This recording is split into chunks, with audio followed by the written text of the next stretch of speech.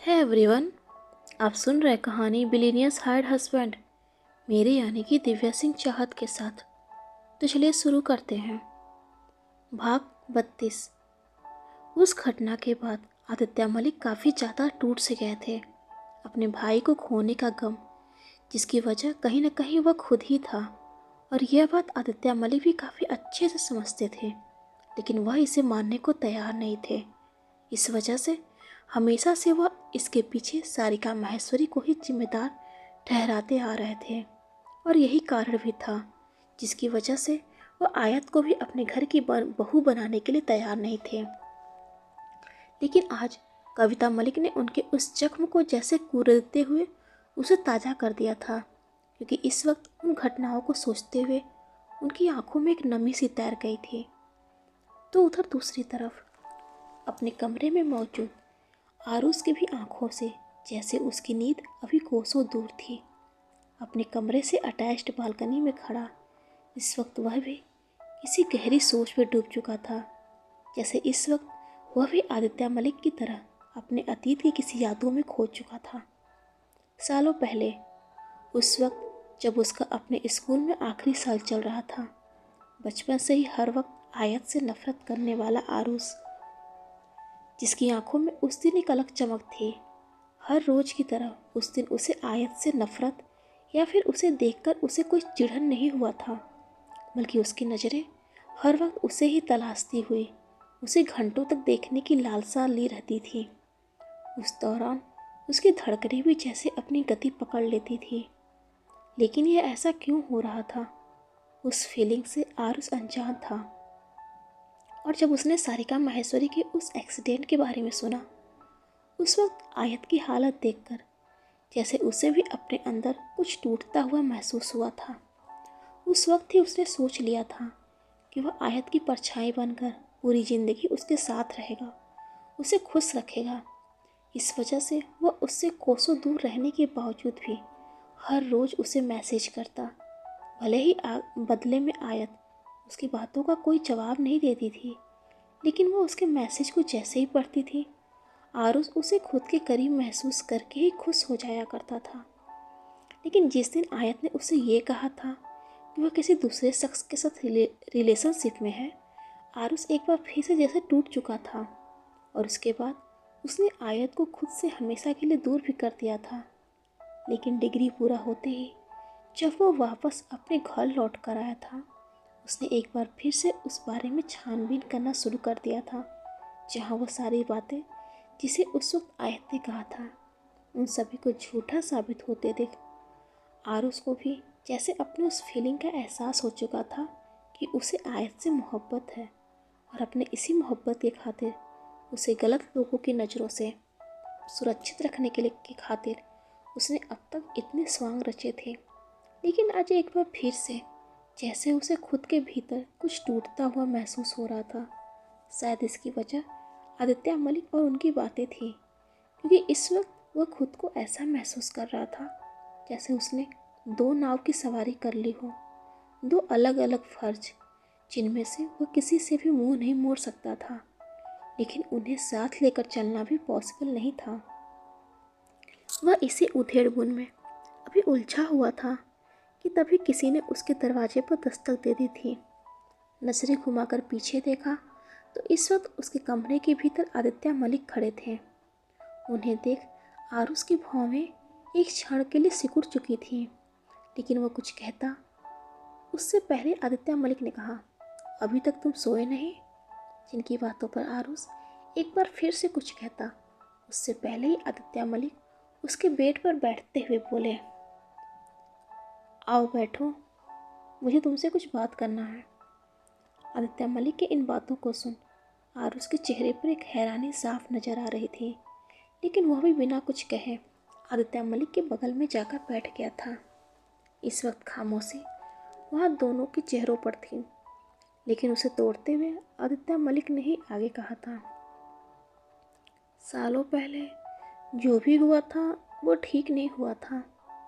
दोनों परिवारों के बीच काफ़ी अच्छे संबंध थे, जिसे हम रिश्तेदारी में बदलकर उस संबंध को और ज़्यादा मजबूत करना चाहते थे, लेकिन ऐसा हो नहीं पाया था। शायद किस्मत को भी यही मंजूर था। और कुछ लोगों का तो यह भी कहना है कि जो होता है अच्छे के लिए ही होता है। लेकिन शायद उस अच्छाई को उस वक्त मैं देख नहीं पाया था, और इसी वजह से जिस संबंध को मैं पहले से ज़्यादा मजबूत करना चाहता था वो पहले से भी ज़्यादा बिगड़ते चले गए। और नतीजा ये हुआ कि दोनों परिवार जैसे बिखर कर रह गया था। इतना कहते हुए आदित्य मलिक कुछ क्षण के लिए खामोश भी हो गए थे। लेकिन आरुष, उस वक्त मुझसे भी एक गलती हुई थी। शायद इतना जो सब कुछ बिगड़ा है उसका जिम्मेदार कहीं ना कहीं मैं ही हूँ, क्योंकि मैं चाहता तो शायद बात इतनी भी ज़्यादा ना बिगड़ती। मैं चाहता तो बिगड़ी हुई बातों को सुधार सकता था। तो शायद इस वक्त अद्विक मेरे साथ होता। शायद वो बच्ची भी उस वक्त अनाथ नहीं हुई होती। इन सब का जिम्मेदार मैं ही हूँ। नो डैड, आप गलत सोच रहे हैं। उस वक्त जो भी हुआ था उसमें आपकी कोई गलती नहीं थी। इवन आपकी जगह कोई भी होता तो शायद वही करता जो आपने किया था। अचानक से आदित्य मलिक की आंखों से छलकते आंसुओं को देख आरुष अब तक थोड़ा घबरा सा गया था। लेकिन उसकी बातों को सुन आदित्य मलिक ने तुरंत अपने छलकते आंसुओं पर काबू पाते हुए कहा, अब जो हो चुका है उसे अब मैं बदल तो नहीं सकता, लेकिन मैं उसका प्रायश्चित करना चाहता हूँ आरुष। इसलिए बेटा, जा मेरी उस बेटी को सही सलामत मेरे पास इस घर में ले आ। जिस परिवार में, जिस माँ बाप के पास उसे काफ़ी पहले ही आ जाना चाहिए था, उसे अब यहाँ ले आ आरुष, क्योंकि वो उस घर में सुरक्षित नहीं है। सब उसकी जान के पीछे पड़े हुए हैं बेटा, सब उसकी जान के दुश्मन हैं। डैड, जस्ट रिलैक्स, उसे मैं कुछ नहीं होने दूंगा, और मेरे रहते उसका कोई कुछ भी नहीं बिगाड़ सकता। आदित्य मलिक के चेहरे पर एक घबराहट को देख आरुष ने इस बार उनकी दोनों हथेलियों को पकड़ लिया था, जिसे देख आदित्य मलिक थोड़े नॉर्मल हुए ही थे कि हल्का मुस्कुराते हुए आरुष उनके गले से लग गया था। Thank you dad, thank you so much. जिसे सुन इस बार आदित्य मलिक ने भी जवाब में उसके पीठ को हल्का थपथपा दिया था। तो वही अगली सुबह माहेश्वरी विला में अभी भी अपने बेड पर सो रही आयत ने अपनी नज़रों को हल्का खोला ही था कि उसकी नज़र सीधा कमरे में ही रखे उस सोफे पर चली गई थी, जिस पर हर रात आरुष सोया करता था। लेकिन आज उस सोफे को खाली देख आयत ने हल्की मायूसी के साथ अपनी नज़रों को दूसरी तरफ फेर लिया था, जहाँ इस बार कुछ क्षण के लिए उसकी आंखें चौंकते हुए बड़ी हो गई थी, क्योंकि इस वक्त आरुष उसके सिरहाने ही बैठा एकटक उसे ही निहार रहा था। लेकिन उसे देखते ही आयत अपनी पलकों को वापस से बंद करते हुए हल्का बड़बड़ा उठी थी। आह, काश ये कोई सपना होता। आह, काश ये कोई सपना नहीं बल्कि हकीकत होता, और तुम हकीकत में मेरे इतने करीब होते। इतना कहते हुए आयत ने अब तक अपने दोनों बाहों को आरुष के गले में फंसा दिया था। पलकें अभी भी बंद थी, लेकिन होठों पर हल्की मुस्कुराहट भी साफ नजर आ रही थी, जिसे देख आरुष कुछ क्षण के लिए चौंक सा गया था। लेकिन अगले ही पल उसके भी होठों पर एक शरारती मुस्कान फैल चुकी थी, और अपने होठों को आयत के कानों के करीब ले जाते हुए कहा, और अगर ये हकीकत हुआ तो? ये सुनते ही आयत के होठों की मुस्कुराहट उसके कानों तक पहुंच चुकी थी, लेकिन वो कुछ कह पाते उससे पहले ही आरुष ने आगे कहा, तो क्या मुझे सब कुछ करने की इजाज़त है? इस बार आरुष के होंठ ने इतना कहते हुए आयत के कानों को भी छू लिया था, जिसकी वजह से आयत का पूरा शरीर एक झटके में जैसे कांप उठा था। लेकिन इसके साथ ही वह काफ़ी तेजी में अपनी पलकों को खोलते हुए आरुष को बेड से नीचे भी ढकेल दिया था। हाउ डेयर यू, तुम यहाँ क्या कर रहे हो? मैं कहाँ कुछ कर रहा था, वो तो तुम थी जो ज़बरदस्ती मुझे खुद के करीब खींच रही थी और पता नहीं क्या बड़बड़ा रही थी। तुम ख्वाब नहीं हकीकत होते तो मैं तुम्हें रात दिन ऐसे ही अपनी बाहों में लेकर। जस्ट शट अप, अपनी ये बकवास बातें बंद करो। जहाँ अभी आरुष अपनी बातों को पूरा कर पाता, उससे पहले ही आयत हल्के गुस्से में उसे चुप करा दिया था और खुद भी बेड से नीचे उतरकर उससे कुछ कहने ही वाली थी कि उससे पहले ही आरुष भी अपनी जगह पर वापस से खड़ा होते हुए कहा, तुम्हें कोई बीमारी है क्या? जिसे सुन आयत की भौहें ऊपर तन चुकी थी। तभी आरुष ने आगे कहा, नहीं, मतलब कि अभी पिछली रात ही तुमने सब कुछ सही किया था। मेरा मतलब कि हमारे बीच की सारी दूरियां मिट गई थी, लेकिन सुबह होते ही तुम ऐसे बिहेव कर रही हो जैसे। जहाँ आरुष ने अभी इतना ही कहा था कि आयत उसे और उसकी बातों को पूरी तरह से इग्नोर करते हुए बाथरूम के अंदर चली गई थी। जिसे देख इस बार आरुष थोड़ा हैरान था। आह, इन गर्ल्स का कभी कुछ नहीं हो सकता और इनके मूड खुद ब्रह्मदेव भी नहीं बता सकते। एनीवेज, चलकर थोड़ा इन माहेश्वरी की भी हाल चाल पूछ लेते हैं। किसी महापुरुष ने सही कहा है कि पानी में रहकर मगरमच्छ से बैर रखना अच्छी बात नहीं है। और कमरे से बाहर निकल गया था तो उधर नीचे हॉल में अपनी फ़ोन को बार बार अपने कान से लगाते हुए इस बार अंजना गुप्ता थोड़ी झुंझुला उठी थी। अचानक से आजकल के बच्चों को क्या हो जाता है कोई नहीं जान सकता। इस लड़की को मैं कल शाम से कॉल कर रही हूँ, लेकिन इसका फ़ोन अभी भी बंद आ रहा है। झूठ कहूँ तो कवा कटे, लेकिन अंजना भाभी, आप भी बेवजह परेशान हो रही हैं। अरे जाने से पहले शिवा ने बताया है ना कि वो अपने फ्रेंड्स के साथ कॉलेज ट्रिप पे जा रही है, फिर इतनी परेशान होने की क्या ज़रूरत है?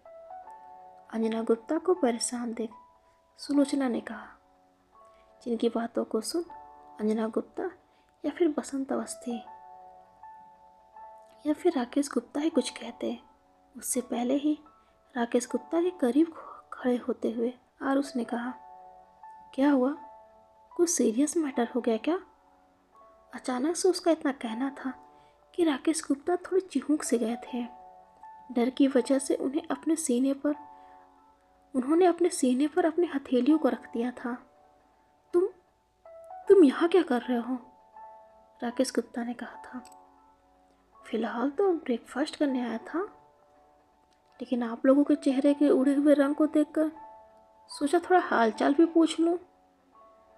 सामने ही डाइनिंग टेबल के पास रखी एक खाली कुर्सी को सीधा करते हुए आरुष अब तक उस कुर्सी पर बैठ भी गया था, लेकिन उसकी बातों को सुन वहाँ मौजूद उन चारों के चेहरे पर एक हैरानी साफ झलक रही थी। जिसे देख आरुष ने आगे कहा, वैसे अपने बच्चों को लेकर इतना लाइटली भी एक्ट नहीं करना चाहिए। आजकल के बच्चे कब और क्या कर दें उनका कोई भरोसा नहीं है। तुम जरा अपनी जुबान पर पहले लगाम लगाना, क्योंकि यहाँ बात मेरी बेटी की हो रही है और वो उन बेगैरत बच्चों में से नहीं है जो अपने माँ बाप और अपने घर को छोड़कर दूसरों के घर में। बड़ी माँ, जहाँ अभी अंजना गुप्ता अपनी बातों को पूरा कर पाती, उससे पहले ही उनके सामने खड़ी आयत ने उनकी बातों को बीच में ही काट दिया था, क्योंकि इस वक्त सिर्फ आयत को ही नहीं बल्कि वहाँ मौजूद सभी को एहसास हो चुका था कि इस वक्त अंजना गुप्ता का इशारा किस तरफ है। लेकिन उनकी बातों को सुनने के बाद भी आरुष के होठों पर एक तिरछी मुस्कान थी, तो वही आयत के चेहरे पर एक सख्ती साफ नजर आ रही थी, जैसे कि उसे अंजना गुप्ता की बातें पसंद ना आई हो। मुझे लगता है कि सबसे पहले बड़ी माँ आपको अपनी जुबान पर थोड़ा ध्यान देने की ज़रूरत है। आयु, आप इस तरह से। आज साथ पहली बार आयत ने अंजना गुप्ता की बातों को काटा था या फिर उनकी बातों का जवाब दिया था, जिसका असर इस वक्त उनके चेहरे व उनकी हकलाती आवाज़ में साफ नजर आ रही थी। तो वही आरुष को छोड़कर बाकी भी उतने ही हैरान थे। तभी आयत आरुष के करीब जाते हुए उसकी कलाई को पकड़ा और उसे लेकर माहेश्वरी विला से बाहर निकल गई थी, जहाँ पूरे रास्ते आयत काफ़ी सख्त व सीरियस नजर आ रही थी। यहाँ तक कि अपने ऑफिस के भीतर जाते वक्त भी वह खामोश व सीरियस ही थी। लेकिन उसके पीछे ही बढ़ रहा आरुष, जो अब तक उसके केबिन के भीतर जाते ही उसकी कलाई को पकड़ लिया था। ये अचानक से तुम्हें क्या हो गया? पूरे रास्ते, लेकिन वो इसके आगे कुछ कह पाता उससे पहले रूही गेट नॉक कर दी थी, जिसे देख आरुष ने भी अपनी बातों को बीच में छोड़ते हुए आयत की कलाई को भी छोड़ दिया था। तभी रूही ने कहा, मिस आयत, लॉयर आयशा मलिक आप दोनों का कॉन्फ्रेंस रूम में वेट कर रही हैं। व्हाट? वो यहाँ आई हुई है, लेकिन क्यों? जहाँ अभी रूही की बातों को सुन आयत कुछ कहती, उससे पहले ही रूही के मुंह से आयशा मलिक का नाम सुनकर आरुष चौंक सा गया था। लेकिन वही उसकी बातों को सुन रूही के साथ साथ आयत की भौहें सिकुड़ चुकी थी, जिसे देखते हुए आरुष इस बार थोड़ा हकलाते हुए कहा, मेरा मतलब कि मिस आयशा अचानक से यहाँ क्यों आई हैं और हम दोनों का वेट क्यों कर रही हैं? वह एक्चुअली मैं तुम्हें बताना भूल गई। दरअसल मैं तुम्हें यहाँ ऑफिस इसी वजह से लाई हूँ। कुछ फॉर्मेलिटीज़ अभी भी बाकी रह गया है जिसमें हम दोनों का साथ रहना ज़रूरी है, इसलिए मिस आयशा हम दोनों से मिलना चाहती थी। तो फिर चले? आरुष की बातों का जवाब देते हुए आयत ने कहा था और रूही के साथ ही वहाँ से आगे बढ़ गई थी। लेकिन उनके पीछे चल रहा आरुष, जिसे इस वक्त अपना बढ़ता हुआ हर एक कदम काफ़ी भारी महसूस हो रहा था, क्योंकि आज उसका सामना अपनी बहन के सामने एक दूसरा नाम और एक दूसरी पहचान के साथ होने वाला था। तो वही वैसा भी नहीं था कि आयशा को आरुष की सच्चाई नहीं मालूम थी, लेकिन इस तरह से उनका सामना आज पहली बार होने वाला था। लेकिन आयशा का नाम सुनकर, खासकर उससे मिलने की बात को सुनकर आरुष थोड़ी सोच में पड़ चुका था। तो वही दूसरी तरफ माहेश्वरी विला में थोड़ी देर पहले हुई बातों को, खासकर आयत की बातों को सुनकर अंजना गुप्ता का चेहरा इस वक्त काला पड़ चुका था।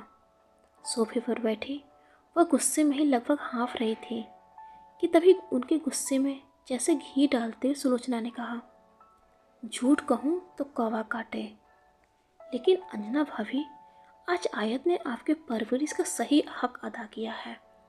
मतलब इतने दिनों से आप उसके पीछे पीछे खाने की थाली लेकर घूमती थी और आज देखिए कैसे आपको। लेकिन तभी अंजना की गुस्से से भरी घूरती नज़रों को खुद की तरफ ही देख सुलोचना चुप हो गई थी। मैं तो बस, मुझे सब कुछ याद है सुलोचना, लेकिन शायद इस लड़की को अभी अंदाज़ा नहीं कि अंजना गुप्ता क्या चीज़ है। कोई बात नहीं, लगता है अब उसे ये बात याद दिलाने का वक्त आ चुका है। सुलोचना की बातों को बीच में काटते हुए अंजना गुप्ता ने कहा था, और इतना कहते हुए वह इस बार बसंत अवस्थी की तरफ देखते हुए आगे बोली, किसी एक अच्छे और काबिल वकील से कांटेक्ट करो और उससे सारिका के सारे वसीयत के बारे में सारी जानकारी इकट्ठा करो, क्योंकि मुझे हर एक छोटी सी छोटी डिटेल चाहिए जिसके जरिए हमें सारिका की बेटी और उसके उस भाड़े के पति को अच्छे से सबक सिखा सकें। काम हो जाएगा, अंजना गुप्ता की बातों का जवाब देते हुए बसंत अवस्थी ने कहा था। लेकिन अंजना गुप्ता इस बार बसंत अवस्थी को घूरते हुए थोड़ा चीख उठी थी, जाओ, खड़े खड़े यहाँ मेरी शक्ल क्या देख रहे हो? इस बार अंजना का इतना कहना था कि बसंत अवस्थी काफ़ी जल्दबाजी में उस कमरे से बाहर निकल गया था।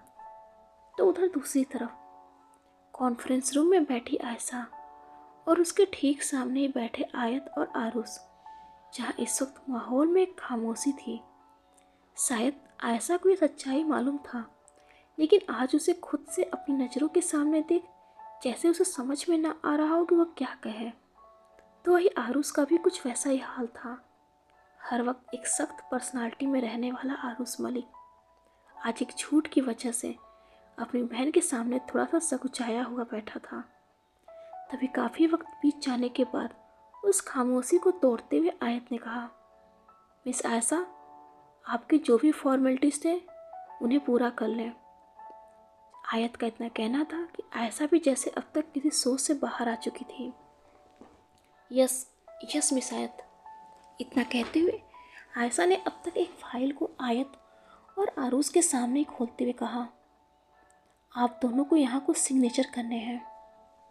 जहाँ उसका इतना कहना था कि आयत ने तुरंत एक पेन निकाला और उस फाइल पर अपने सिग्नेचर करते हुए आरुष की तरफ बढ़ा दिया था। तभी आयशा ने आगे कहा, मिस आयत, क्या आपको अपने स्कूल के दिनों का वो आरुष मलिक याद है? जहाँ आयशा का इतना कहना था कि आरुष की भौहें तन चुकी थी, तो वही आयत भी अपनी भौहों को ऊपर तानते हुए बोली, नहीं, लेकिन मैं उस आरुष मलिक से मिलने में काफ़ी दिलचस्पी रखती हूँ, क्योंकि पहले आपके भाई और अब आप दोनों के मुंह से मैं उस आरुष मलिक का नाम सुन चुकी हूँ। इसलिए उससे मिलने की मेरी क्यूरियोसिटी भी बढ़ती जा रही है। ओह, फिर तो मैं दुआ करूँगी कि आप दोनों की मुलाकात जल्दी ही हो। होठों पर एक हल्की सी मुस्कान के साथ आयशा ने कहा, और अब तक आरुष ने भी उन पेपर पर अपने सिग्नेचर कर दिए थे। जिसे एक नज़र देखते हुए आयशा ने आगे कहा, वेल मिस्टर आरू। शायद जल्दबाजी में उसके मुंह से आरुष निकलने जा रहा था, लेकिन वक्त रहते उसने अपनी बातों को संभालते हुए आगे कहा, आई मीन मिस्टर आयांस, अब तक आपको भी मिसेस सारिका माहेश्वरी के बनाए इस वसीयत की सारी डिटेल्स मालूम हो चुकी होगी। जिस पर आरुष ने लगभग उसे घूरते हुए ही बस अपनी गर्दन को हाँ में हिला दिया था। जिसे देख आयशा ने आगे कहा, डैट्स ग्रेट, फिर तो आपको ये भी पता होगा कि बात इतनी भी आसान नहीं है जितना कि सुनने में लग रहा है, क्योंकि अगले हफ्ते जब आयत 25 की हो जाएंगी, उस वक्त से इनका माहेश्वरी ग्रुप के ऊपर से मालिकाना हक हट जाएगा, लेकिन वो पूरी तरह से आपका भी नहीं होगा, और अगले 1 साल तक आप कानून की नज़र में भी रहेंगे। इसलिए मेरी यही सलाह है कि इस मामले में एक बार फिर से आप सोच लीजिए, आयशा ने कहा, और सामने रखे सारे डॉक्यूमेंट्स को समेटते हुए खुद भी अपनी जगह से खड़ी हो गई थी। वेल, अब मैं भी चलती हूँ।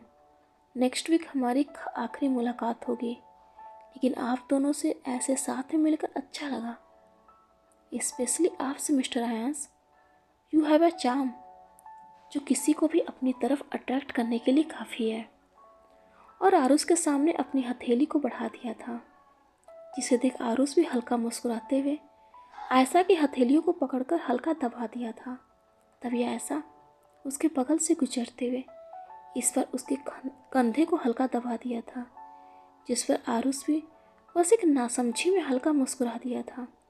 शायद आयशा से मिलने से पहले वह जिस बात के लिए संकोच कर रहा था वह दूर हो गया था, इसलिए अब वो काफ़ी नॉर्मल था। लेकिन इस बात से अनजान कि आयशा के उन बातों व हरकतों की वजह से आयत के चेहरे पर एक गुस्सा साफ नजर आ रहा था। ये क्या चल रहा था?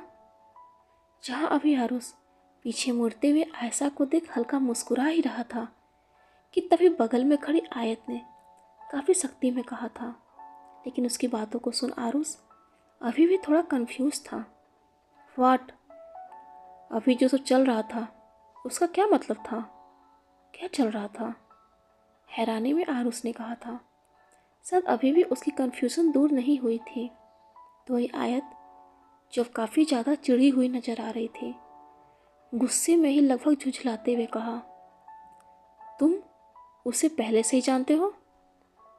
जिस पर आरुष अभी कुछ कह पाता उससे पहले ही आयत ने आगे कहा, नहीं ना, फिर उसके साथ इतना क्लोज होने की क्या ज़रूरत थी? उसने थोड़ी सी तुम्हारी तारीफ क्या कर दी? तुम्हारे तो जैसे पैर ही हवा में उड़ने लगे थे। यू नो व्हाट, तुम। लेकिन अभी वो इसके आगे कुछ कह पाती उससे पहले ही आरुष उसकी कलाई को पकड़ उसे खुद के करीब खींच लिया था। किसी ने आज तक तुमसे कहा नहीं कि तुम गुस्से में और ज़्यादा खूबसूरत लगती हो। Ayans, just, hey, I am serious. वो मेरी बहन है, आई मीन बहन जैसी है, लेकिन तुम मेरे लिए ख़ास हो, सबसे ज़्यादा ख़ास हो, because you are my wife. इतना कहते हुए आरुष ने अब तक आयत की कमर पर अपनी पकड़ कस ली थी, तो वही आयत जो पहले से नॉर्मल हो चुकी थी आरुष की बातों को सुन, खासकर उसकी आखिरी लाइन को सुनते हुए बोली, वाइफ, बट हमारे बीच आई मीन हम दोनों ने, तो चलो अब कर लेते हैं, पूरे रस्म रिवाज के साथ, जिसके बाद कोई भी हमें अलग ना कर सके। इवन हम दोनों भी चाहकर एक दूसरे से अलग ना हो पाए। चलो एक ऐसा रिश्ता बनाते हैं।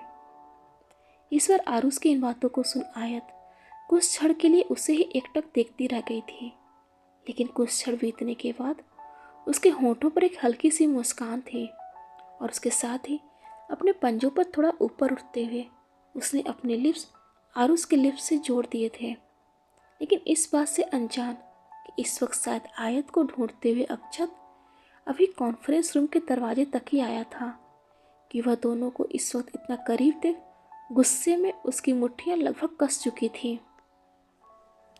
जहाँ एक तरफ आयत और आरुष को इस वक्त इतना करीब देख अक्षत गुस्से में वहां से आगे बढ़ गया था, तो वह दूसरी तरफ आयशा कॉन्फ्रेंस रूम से बाहर निकलकर अपनी नज़रों को काफ़ी जल्दबाजी में खुद के चारों तरफ दौड़ाते हुए आगे बढ़ती जा रही थी। शायद इस वक्त वह किसी को ढूंढ रही थी जिसकी खोज सामने अपने डेस्क पर बैठे रेहान के ऊपर जाकर खत्म हुई थी, और ऐसा भी जल्दबाजी में ही रेहान की तरफ बढ़ते हुए उसके डेस्क पर एक फाइल को रख दिया था। ये फाइल भाई को दे देना, ऐसा का इतना कहना था कि अचानक से उसे खुद के सामने देख रेहान जैसे चौंक सा गया था। आप यहाँ इस वक्त?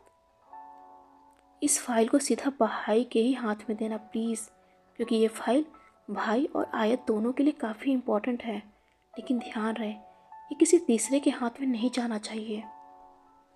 रेहान की बातों का जवाब देना तो दूर, उसकी बातों को बीच में ही काटते हुए आयशा ने कहा, और एक नज़र खुद के चारों तरफ देखते हुए काफ़ी जल्दबाजी में ही वह उस जगह से बाहर निकल गई थी। तो ये पीछे रह गया रेहान भी एक नज़र खुद के चारों तरफ देखते हुए वापस से अपने डेस्क पर जाकर बैठ गया था। लेकिन उस फाइल को खोलते ही उसकी आंखें चौंकते हुए बड़ी हो गई थी, और उसके साथ ही उसने जल्दबाजी में उस फाइल के सारे पन्नों को पलट दिया था, क्योंकि वो फाइल वाकई में कुछ ज़्यादा ही ज़रूरी और सीक्रेट थी, और साथ ही जितनी जल्दी हो सके उस फाइल को आरुष के पास होना चाहिए था। जिसे समझते हुए रेहान तुरंत अपनी जगह से खड़ा हुआ और एक बार फिर से अपनी नज़रों को खुद के चारों तरफ दौड़ाते हुए अपनी डेस्क से आगे बढ़ गया था। लेकिन इस वक्त वह इस बात से भी अनजान था कि दो नज़रें इस वक्त उसके ऊपर ही टिकी हुई हैं, यहाँ तक कि आयशा से उसका मिलना, आयशा का उसे एक फाइल पकड़ाना और फिर जल्दबाजी में उस कंपनी से बाहर निकल जाना जिस पर वो दोनों नज़रें पहले से ही जमी हुई थी। तो वही अब वो नज़रें रेहान के पीछे भी चल दी थी, जहाँ इस बात से अनजान रेहान कॉन्फ्रेंस रूम से बाहर निकलते आरुष और आयत को देख अपनी जगह पर ही ठिठकते हुए आरुष को कुछ इशारा किया था, जिसे आरुष भी तुरंत समझते हुए आयत से कुछ कहते हुए रेहान की तरफ बढ़ गया था। लेकिन वह रेहान के करीब रुकने की बजाय वहाँ से आगे बढ़ चुका था, जिसे देख रेहान एक बार फिर से खुद के चारों तरफ देखते हुए आरुष के पीछे ही चल दिया था, और एक एकांत जगह पर खड़े आरुष को वो फाइल पकड़ाते हुए कहा, सर यहाँ से जाते वक्त आयशा मैम ने ये फाइल दी है और कहा था कि ये काफ़ी इम्पोर्टेंट फाइल है जो आपके अलावा किसी तीसरे के हाथ नहीं लगना चाहिए। ठीक है, तुम जाओ, मैं इसे देखता हूँ। उस फाइल को पकड़ते हुए आरुष का इतना कहना था कि रेहान भी तुरंत वहाँ से जाने के लिए पीछे मुड़ गया था, लेकिन वह अपने कदमों को आगे बढ़ा पाता उससे पहले ही उसकी आंखें चौंकते हुए बड़ी हो गई थी, क्योंकि इस वक्त उसके सामने खड़ी रूही जो उन दोनों को काफ़ी गुस्से में घूर रही थी। रूही, तुम यहाँ? थोड़ी हकलाती आवाज़ में रेहान ने कहा था, जहाँ उसका इतना कहना था कि अब तक आरुष की नज़रें फिर सामने खड़ी रूही पर ही जा टिकी थी, जिसे देख उसकी नज़रों में भी एक हैरानी थी। तो वही रूही गुस्से में ही उनकी तरफ आगे बढ़ते हुए बोली, आज तो मैं जान कर रहूँगी कि आखिर तुम दोनों एक दूसरे को कैसे जानते हो, और ये कोई इत्तेफाक नहीं हो सकता, क्योंकि तुम आयशा मलिक को भी काफ़ी अच्छे से जानते हो, और थोड़ी देर पहले जिस फाइल को उसने तुम्हें पकड़ाया था वह तुम सीधे जाकर इस अयास को पकड़ा रहे हो। इसका मतलब साफ है कि कहीं ना कहीं तुम तीनों एक दूसरे को काफ़ी अच्छी तरह से जानते हो, और सिर्फ जानते ही नहीं हो बल्कि आपस में मिले हुए भी हो। तो फिर शराफत भी इसी में है कि तुम लोग बताओ कि आखिर तुम लोग कौन हो और यहाँ क्या कर रहे हो। रूही को अचानक से गुस्से में देख रेहान भी एक कदम उसकी तरफ ही बढ़ा दिया था। रूही जस्ट लिसन, मैं तुम्हें सब कुछ बता रहा हूँ, लेकिन अभी फ़िलहाल के लिए तुम चलो यहाँ से। रूही को कलाई को पकड़ते हुए रेहान ने कहा और उसे लेकर वहाँ से एक कदम ही आगे बढ़ा था कि तभी पीछे खड़े आरुष ने उसके आगे बढ़ते हुए कदम को उसकी जगह पर ही रोक दिया था। रुको, इसे भी अब सारी सच्चाई मालूम होना चाहिए, क्योंकि आगे चलकर हमें इसकी ज़रूरत पड़ने वाली है। आरुष का इतना कहना था कि रेहान थोड़ी सोच में पड़ चुका था, लेकिन रूही काफ़ी ज़्यादा चौंक गई थी। ज़रूरत पड़ने वाली है?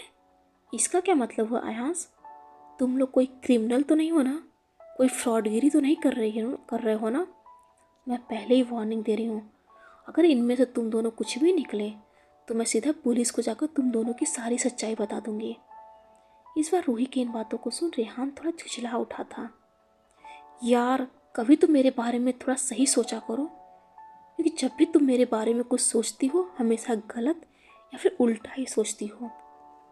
जिस पर रूही ने भी कुछ कहना चाहा था, लेकिन उससे पहले ही आरुष आगे बढ़ा और रूही की कलाई को पकड़ते हुए माहेश्वरी ग्रुप से बाहर निकल गया था।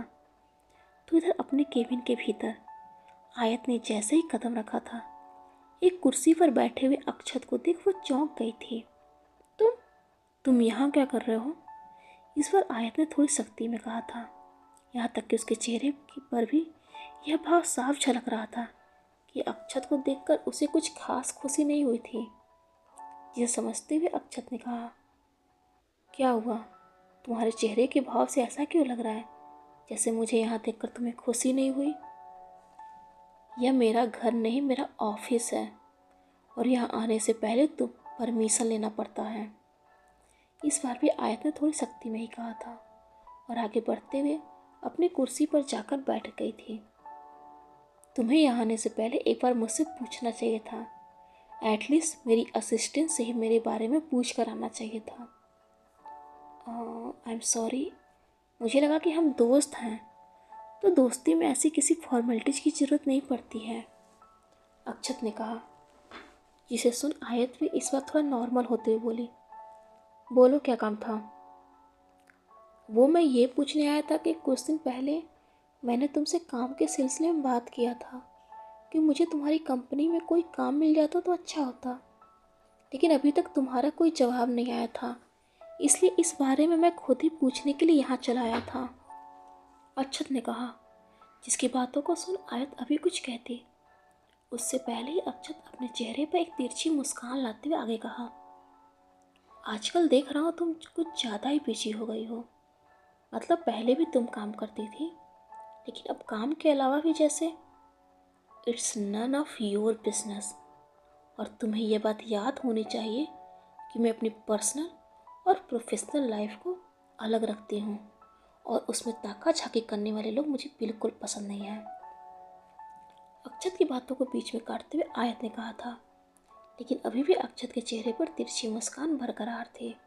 ओह हाँ, मैं तो ये भूल ही गया था कि तुम अपने पर्सनल और प्रोफेशनल दोनों लाइफ को अलग रखती हो। इस बार अक्षत की बातों में आयत के लिए एक तंज साफ नजर आ रहा था। शायद कॉन्फ्रेंस रूम के भीतर उन दोनों को ऐसे देखकर अक्षत ने ये कहा था। तो वही आयत भी, जो आज अक्षत से थोड़ी चिढ़ी हुई सी नजर आ रही थी, अक्षत की बातों को इग्नोर करते हुए कहा, अक्षत, शिवा कहाँ है? जहाँ आयत का इतना कहना था कि अक्षत थोड़ा चौंक सा गया था। डियर फ्रेंड्स, आज के लिए बस इतना ही, लेकिन अगले भाग में जल्दी मुलाकात होगी।